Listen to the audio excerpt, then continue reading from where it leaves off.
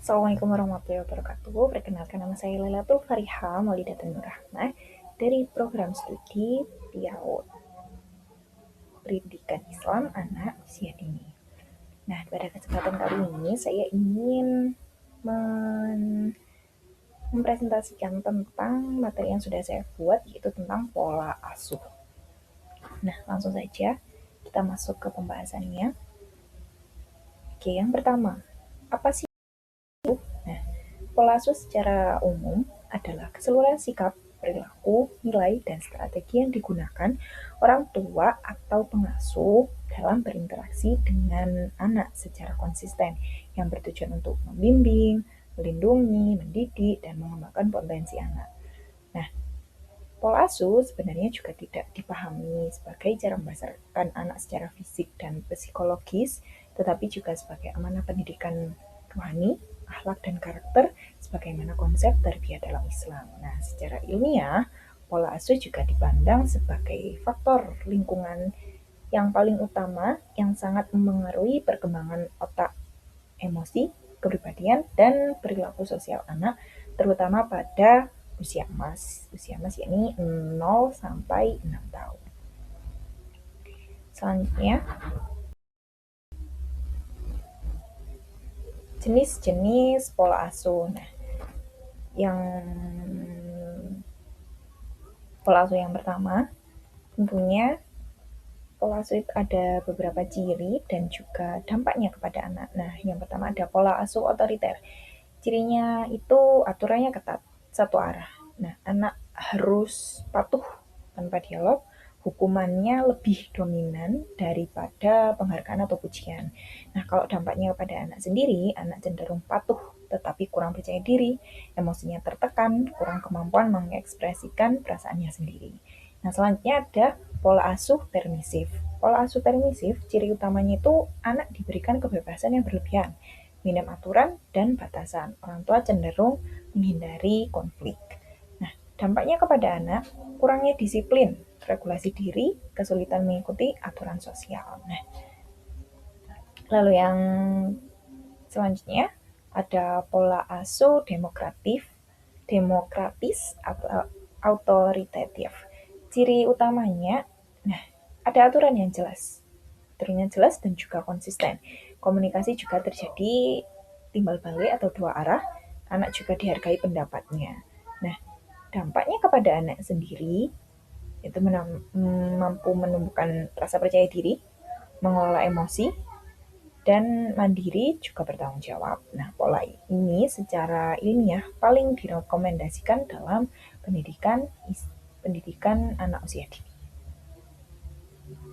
Selanjutnya,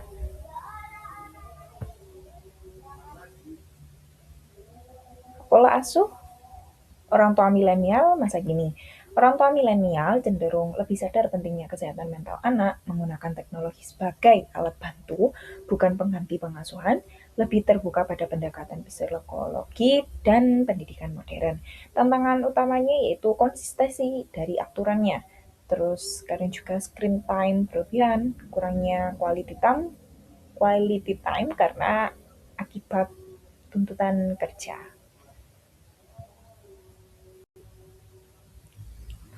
Perbedaan pola asuh ayah dan ibu. Nah, kalau secara umum, ibu itu lebih dominan pada aspek emosional dan pengasuhan harian, sedangkan ayah lebih dominan pada pembentukan batasan, disiplin, dan keteladanan sosial. Tapi eh,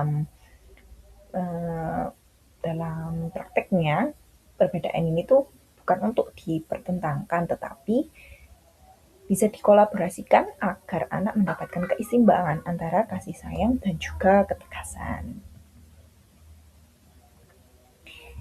Selanjutnya, yakni pola asuh dalam nuclear family dan extended family. Seperti apa nuclear family itu? Nuclear family itu ya terdiri dari keluarga kecil, yakni ayah, ibu, dan juga anak.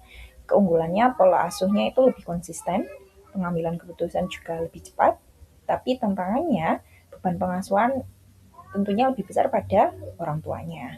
Nah, selanjutnya ada extended family. Extended family ini keluarga besar, ia terdiri dari kakek, nenek, ayah, ibu, dan juga anak. Keunggulannya, dukungan sosialnya tentunya lebih kuat karena kan dalam lingkup keluarga yang besar. Nah, anak juga bisa belajar nilai kebersamaan. Tantangannya tentunya inkonsistensi pola asuh dan perbedaan nilai antar generasi. Tentunya kan generasi kakek dengan cucunya kan juga berbeda. Seperti itu. Selanjutnya,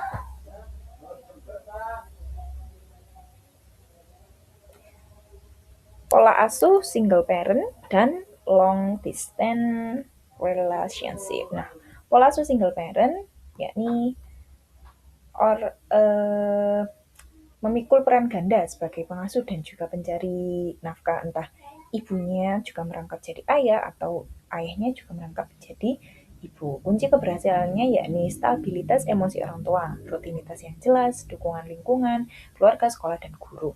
Anak tetap dapat tumbuh optimal meskipun bukan dari keluarga yang utuh. Tetapi karena kualitas relasi pengasuhan. Nah, kalau untuk pola asuh LDR atau Long Distance Relationship, kondisinya itu salah satu orang tuanya tidak hadir secara fisik. Nah, strategi yang efektif yakni komunikasi rutin dan terjadwal, keterlibatan ayah ataupun ibu dalam pengambilan keputusannya juga, kehadiran emosional meski jarak jauh. Jadi tetap berkomunikasi, komunikasinya tetap berjalan meskipun jaraknya jauh. Seperti itu. Nah, faktor-faktor yang mempengaruhi pola asuh. Yang pertama ya, ini ada latar belakang pendidikan orang tuanya. Tentunya latar belakang pendidikan orang tuanya yang lebih baik atau orang tuanya lebih melek tentang bagaimana mendidik anaknya tentunya juga berbeda. Nilai agama dan budaya. Terus ada kondisi ekonominya dan pengalaman masa kecil orang tua. Misalnya orang tuanya dulu aku tidak punya ini, jadi aku ingin memberikan seperti ini untuk anakku. Mungkin bisa jadi faktor itu juga mempengaruhi pola asuh orang tua dan juga dukungan sosial dan lingkungan. Selanjutnya, keunggulan pola asuh yang tepat.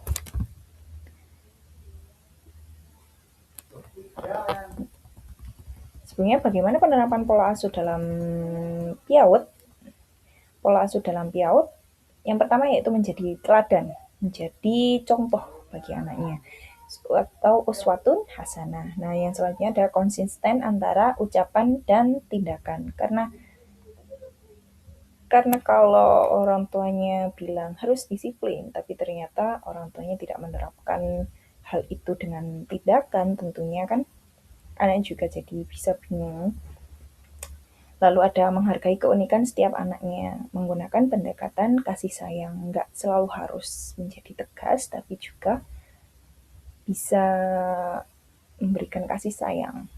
Nah, keunggulan pola asuh yang tepat, yakni anak jadi merasa aman secara emosionalnya. Anaknya merasa aman, merasa nyaman, terus terbentuknya karakter positif sejak dini, anak memiliki motivasi intrinsik, dan potensi anaknya juga berkembang dengan optimal.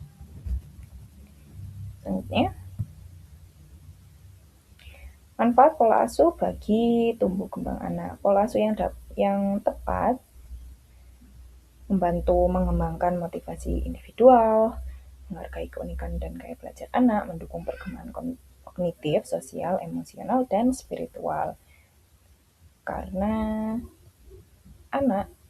setiap anak itu adalah individu yang unik.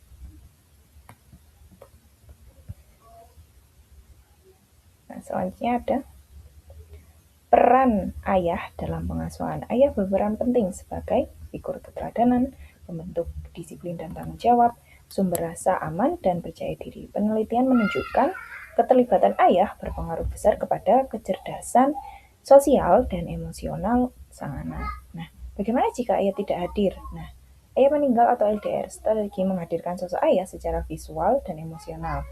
Misalnya dengan cerita positif tentang ayah, foto dan video sebagai pengenalan, doa bersama, dan narasi penuh makna. Yang terpenting bukan sekedar kehadiran fisik, tetapi eh, makna kehadiran seorang ayah dalam kehidupan anaknya sendiri. Seperti itu.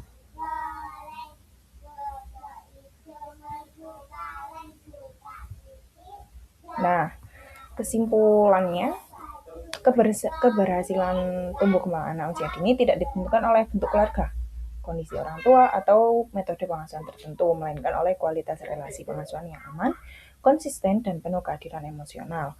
Pola asuh yang paling mendukung perkembangan anak adalah pola asuh yang seimbang antara kehangatan dan juga ketegasan. Nah, di mana anak merasa dicintai, sekaligus dibimbing dengan batasan yang jelas. Terus peran ayah juga sangat penting dalam pembentukan karakter dan regulasi emosi anak. Namun ketika ayah tidak hadir secara fisik karena meninggal atau LDR, anak tetap dapat berkembang optimal selama kebutuhan emosionalnya terpenuhi melalui figur dewasa yang responsif. Terus narasi positif, tidak diceritakan yang jelek-jelek, tapi menghadirkan cerita positif kepada anaknya dan lingkungan yang stabil tentunya.